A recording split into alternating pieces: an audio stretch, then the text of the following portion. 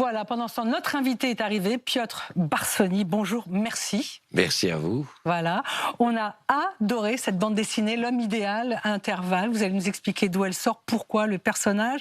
Mais j'aimerais d'abord parler, parce qu'on a regardé votre bio, parler de vos engagements. Et avant vos engagements, on est obligé de parler de votre famille. Vous avez un père juif, Oui, hongrois, et une mère corse, oui. qui était résistante. Tout le monde était résistant. Alors d'où ça vient, de cet héritage d'engagement? Alors, et l'accent toulousain.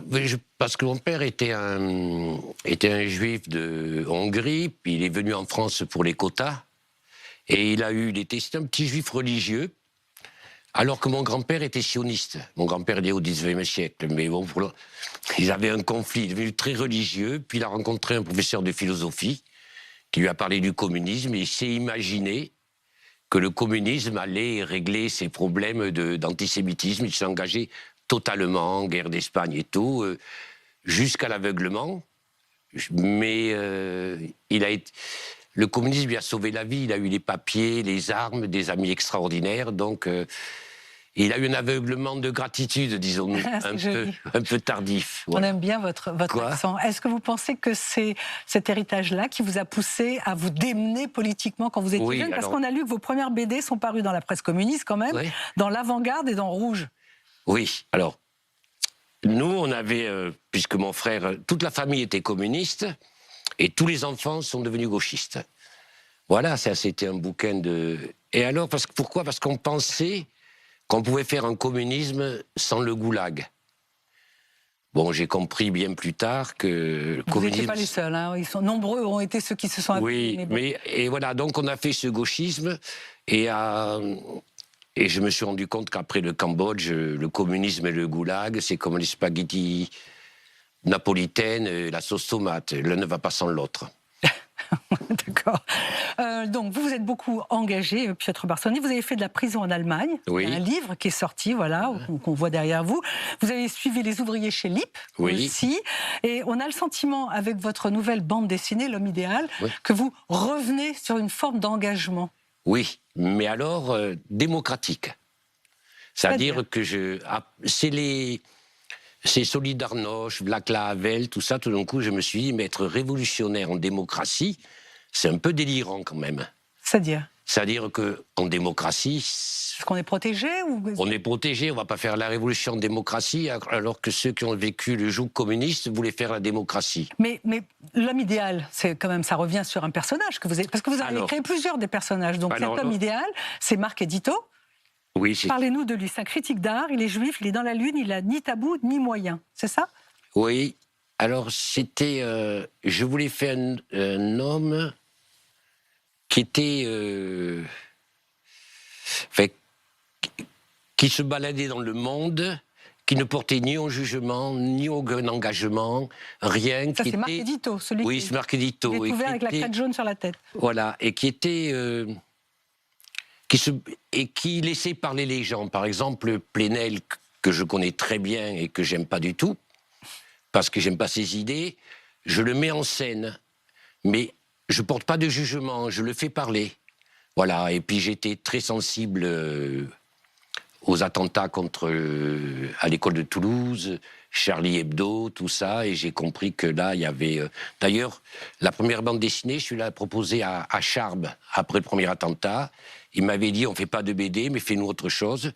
Donc j'ai attendu, j'ai mis du temps, et je la sors maintenant. Elle a été interdite la première fois par la première maison d'édition. J'ai été attaqué de racisme, parce que j'avais publié un texte de Zineb El Razoui.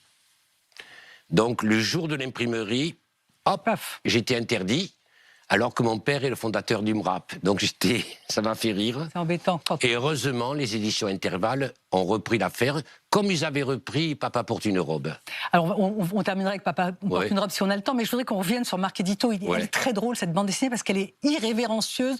Je crois que jamais on a lu des choses comme ça sur l'art contemporain, sur les femmes, sur le genre, sur le sexe. Vous vous êtes à nouveau lâché. Ah oui. Ah ben oui, parce que de l'ultra-gauche, vous êtes devenu maintenant, néo-réac?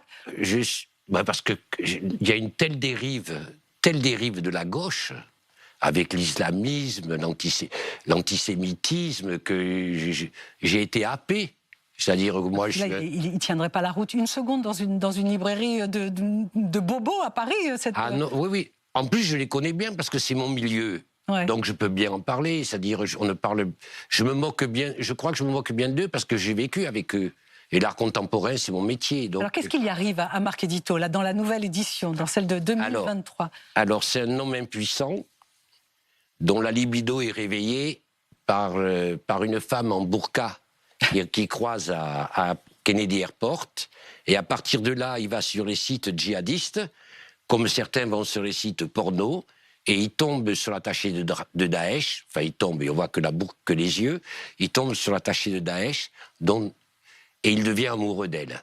Voilà, il devient amoureux d'elle et il part à sa recherche. Et à partir de là, entre Paris, New York, Daesh, la Syrie, il y a ces aventures. Et ça vous permet de balancer pas mal de choses, Oui. notamment sur l'art contemporain, parce qu'on voit derrière vous vos œuvres, notamment La femme idéale que vous avez créée, Oui. taguée, L'homme idéal. Ce Marc Édito, c'est quand même un critique d'art. Voilà, et il se moque de mes propres expos, parce que je ne voulais pas me moquer que des autres.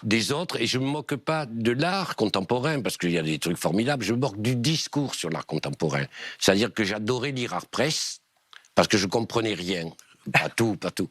Et je me dis, moi, c'est mon métier, je lis des textes sur un métier que je ne comprends pas. Bon, voilà. Bah écoutez, merci beaucoup, Piotr. Voilà, je souhaite énormément de succès à cette bande dessinée, vraiment. Alors, je peux faire un petit message rapidement. Voilà, je voudrais faire avec le CRIF de Toulouse une expo sur les enfants, parce que j'ai un site qui s'appelle Harry et Wish Pop, sur les enfants joyeux, tout ça. Parce que mon père était chargé au MNCR de cacher les enfants juifs de Toulouse. Donc je suis en lien avec ça et j'aimerais faire un truc avec le CRIF de Toulouse. S'ils peuvent le regarder, mon site, Art Yewish Pop. D'accord, on aurait pu les appeler, c'était bon, d'accord. Oui. On va faire passer le message. Ah, merci, c'est sympa. Merci, Piotr Barsony.